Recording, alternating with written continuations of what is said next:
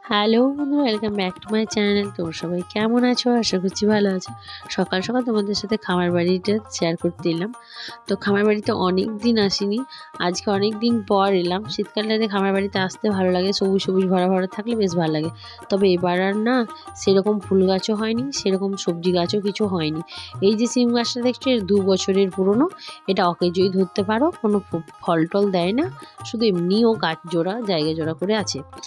তো যে জন্য আসা সেটা হচ্ছে, দুটো কুমড়ো আছে নাকি খামারে, কুমড়ো গাছে। তো সেই জন্য একটা কুমড়ো নিতে এলাম, আর একটা রেখে দিয়ে যাব। কুমড়ো আমাদের বাড়িতে খুব একটা খায় না সবাই।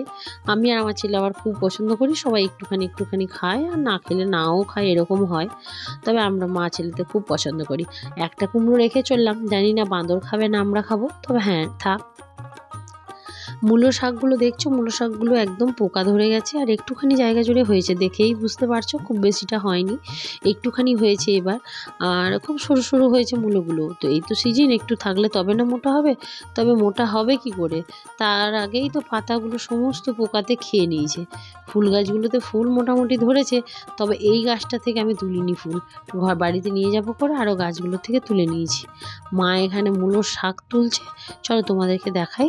খামারটা পুরো ফাঁকা ফাঁকাই আছে, এবারে সেরকম মতো গাছ হয়নি, গাছের পিছন তো খুব যত্ন করতে হবে। তবে তার মধ্যে বাবা যেটুখানি পারে করে। তবে পেঁয়াজ শাকগুলো বেরিয়েছে, জানি না কতটা কি হবে, হলে হয়তো পেঁয়াজ কলিটাই খাওয়া হবে, বাকি সেরকম কিছু নেই। আর বেগুনও সেরকম মতো হয়নি, এবারে খামারটা পুরো ফাঁকা ফাঁকাই আছে। আর তোমাদেরকে দেখাই, দেখো আর একটা জিনিস, লেবু গাছটা আমার খামখেয়ালি লেবু গাছ। যেবার মন যায় ও খুব ভালো ফল দেয়, আবার যেবার মন যায় না খুব একটা ফল দেয় না। তো যাই হোক, এবারে দেখছি কয়েকটাই রয়েছে বেশ। তো হোক বড় একটুখানি, আর একটু বড় হলে আবার ঝরে যাচ্ছে, দেখি একটু বড় হোক। তবে হ্যাঁ অনেকটা করে কিন্তু রস বেরোয়, এটা আর গন্ধটাও বড় সুন্দর। তবে হ্যাঁ একটুখানি বড় হলে তবে বেশ ভালো লাগে লেবুটা খেতে। এই আম গাছটা বাবা কিনে নিয়ে এসেছে, তো সে পোকাতে নষ্ট করে দিচ্ছে। আর পাশের এই যে গাছটা দেখছো, এই গাছটা কোনো দরকারি গাছ নয়, কেটে দিলেও হবে, তো আছে আছে এরকম একটা ব্যাপার। কলা গাছগুলো কলা ধরুক আর না ধরুক, পুজো টুজো কাজে লাগার জন্য খুব হয়। কলা গাছের পিছনেই রয়েছে আখ গাছ, সেটাও পুজোতে কাজে লাগে। উত্থান একাদশীর জন্য নিয়ে গেছিল। তারপর আমাদের এখানে দুর্গা মন্দিরে বলিও হয়, আখ বলি নবমী দিনে, সেটাও হয়, বেশ কাজে লাগে আর কি। আর এই যে দেখছো আম গাছটা একদম অবস্থা খারাপ হয়ে গেছে।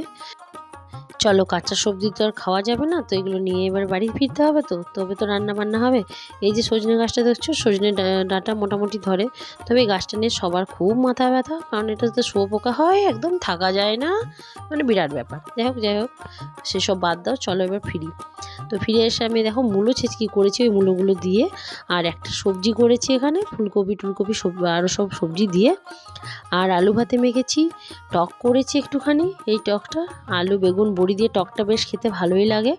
আর আলু ভাতের মাখবো ছেলের জন্য, মাছ হবে, ডাল হবে, আর এই যে কুমড়োটা বসিয়েছি এখন। তো মাছ আর ডিমটাও আমাকে করতে হবে, কারণ যদি মাছ না খায় সে, তাহলে তো আবার আরও অসুবিধে। ওর জন্য এখন রান্না অনেক বাকি আছে, 3-4টে হয়েছে, এখন 3-4টে বাকি আছে। তো চলো রান্নাটা করে নিই। বিকেল দিকে একবার ভাবছি মথুরাচণ্ডী মন্দির যাব, অনেক দিন যাওয়া হয়নি, একবার ঘুরে আসবো। অনেক দিন বলতে জগদ্ধাত্রী পুজোর খিচুড়ি খেয়ে এসেছি, ব্যাস ওইটাই হয়েছে, যাওয়া আর হয়নি। তো সন্ধেবেলায়, যখন বিকেলবেলায়, ঠিক সন্ধেবেলা নয়, তখন মথুরাচণ্ডী মন্দিরে এসে দেখছি এত সুন্দর সূর্যটা লাগছে দেখতে, বেশ গাছগুলোর পেছনে সূর্য অস্ত যায় এরকম অবস্থা।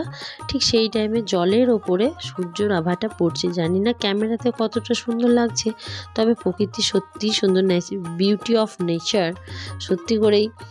দেখো এই জিনিসটা দেখে খুবই ভালো লাগলো আমার। আর এই যে ছোট্ট ছোট্ট ফুলগুলো হয়েছে, এগুলো দেখতে বেশ ভালো লাগছে। তো আমরা হয়তো প্রকৃতিকে আমরা ভালোভাবে দেখতে পারি না, মানে আমাদের চোখ নেই প্রকৃতিকে দেখার। তো সেরকমভাবে যদি চোখ থাকে প্রকৃতিকে দেখার, প্রকৃতি সত্যি সুন্দর। এই ফলটা কী ফল আমার জানা নেই, তবে হ্যাঁ এই ফলটা বেশ যেন মনে হচ্ছে বেলুনের মতো, এরকম করে দেওয়ালে মারলে ফুটে যাচ্ছে। তারপর সেসব ঘুরে ফিরে বাড়িতে এসে, ওই যে দেখিয়েছিলাম যে অনেকগুলো আয়রন করা আছে, তার মধ্যে থেকে কিছুগুলো আমার আয়রন করা হয়েছে, কিছুগুলো, সবগুলো হয়নি। এই যে দেখছো এখানে কিছুগুলো প্যান্ট, আর এখানে গেঞ্জি করেছি, এখানে বাকিগুলো আবার পরে একদিন করব। তো চলো এগুলো এখন তুলে রাখি। তো আজকের ভিডিওটা এইটুকুই ছিল। তোমরা তোমাদের দিনটা কেমন করে কাটালে আমাকে অবশ্যই জানিও। চ্যানেলটা ভালো লাগলে অবশ্যই লাইক, কমেন্ট, সাবস্ক্রাইব করে পাশে থেকো। ভালো থেকো, সুস্থ থেকো। ফের আসবে একটা অন্য কোনো ব্লগে। বাই।